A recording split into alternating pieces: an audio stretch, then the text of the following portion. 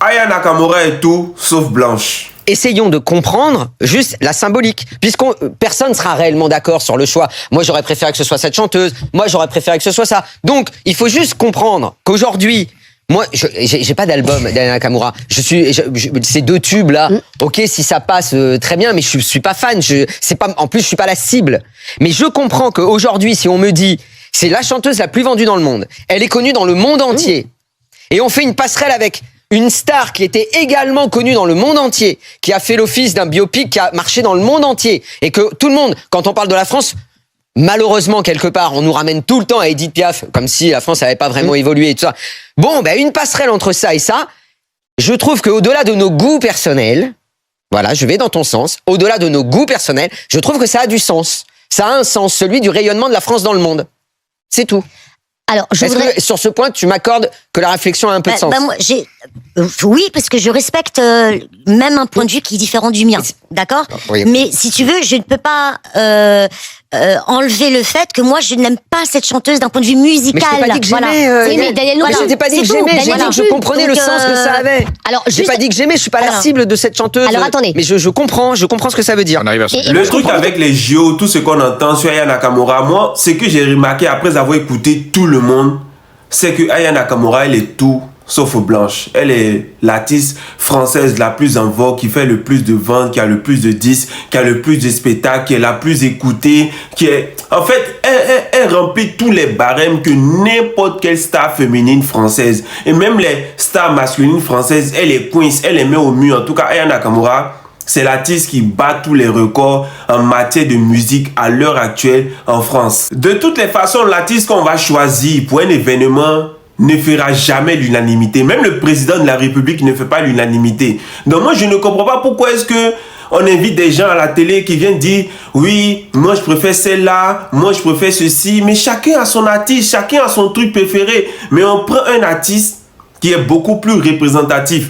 On parle d'Edith Piaf parce que Edith Piaf, c'était une grande artiste française. Elle a battu des records. Voilà, elle est connue partout dans le monde, etc. Donc, il faut prendre quelqu'un qui est aussi représentatif qu'elle, quelqu'un qui a des performances, quelqu'un qui est connu, quelqu'un qui est vu partout dans le monde entier, etc. Mais le seul problème d'Aya Nakamura, il faut qu'on se dise les vérités. Parce que tout ce que vous venez dire à la télé, là, la plupart des artistes que vous dites que vous préférez par rapport à Aya Nakamura, là, eux tous, ils sont blancs.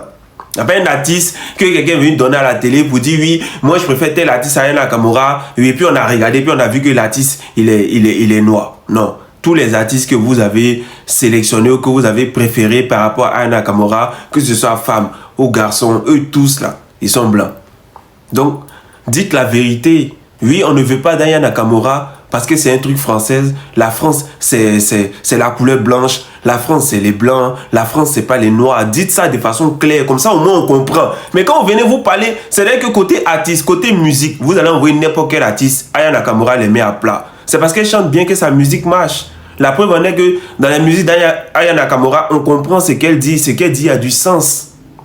C'est des textes écrits, c'est des textes travaillés. Les instruments qu'elle utilise, c'est des instruments de musique que n'importe quel artiste utilise.